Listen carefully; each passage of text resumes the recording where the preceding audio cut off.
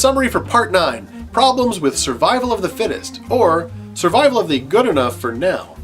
Natural selection works to eliminate any members of a population whose genes and traits are a hindrance to survival, but it favors and preserves those which are the fittest, meaning that their genes and traits are the best suited to their environment.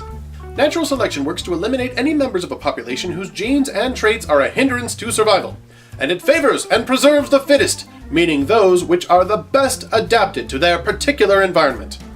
As a gene comes into existence, it has to create beneficial physical traits and behaviors which help the members of the population that carry it to survive and reproduce more than the members which do not carry it.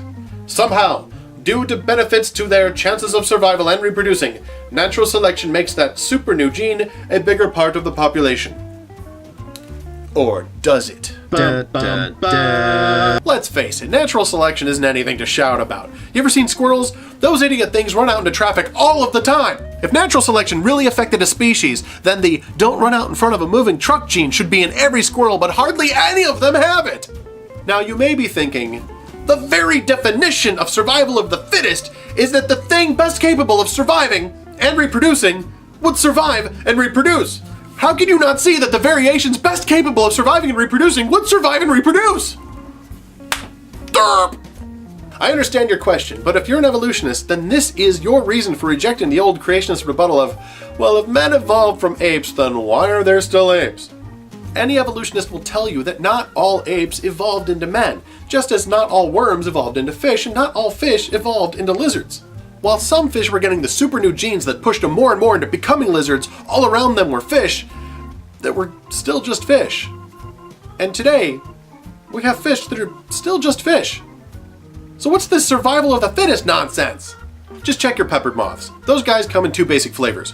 You've got black ones with white spots and white ones with black spots. They live among trees which are fairly light in color, and so the dark ones are easier to spot and eat if you're into that sort of thing. According to online research, the percentage of dark moths in the population was less than 5%. Then the Industrial Revolution hit, and the soot from factories made all the trees dark, thus allowing the dark ones to hide more efficiently. Soon the dark moths were more than 95% of the population. After many decades, the powers that be got a grip on those factories and reduced the soot output by a huge amount, and the trees returned to their original colors, and the percentage of light to dark moths returned to their original numbers. Some of you are probably saying, yes!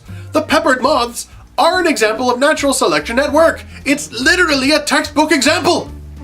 Yes, but there are a couple of obvious problems with it. First, before the soot turned the trees dark, the dark moths were at an obvious disadvantage. But they were still there. And then when the soot turned the trees dark, the light-colored moths were now at a disadvantage, but they were still there. And then when the trees went back to normal, the dark moths again were at a disadvantage, but they're still there.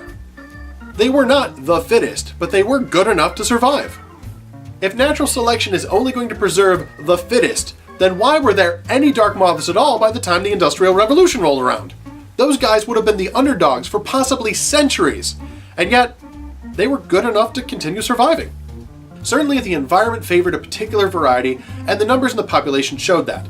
But the less fit did not go away, which means this survival of the fittest thing can only explain the percentages of variations in a population. It says nothing about actual survival.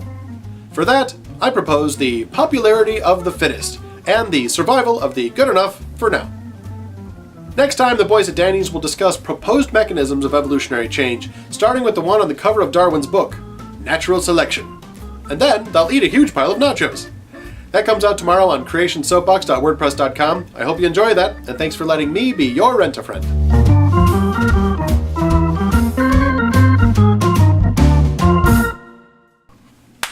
Derp! Ow.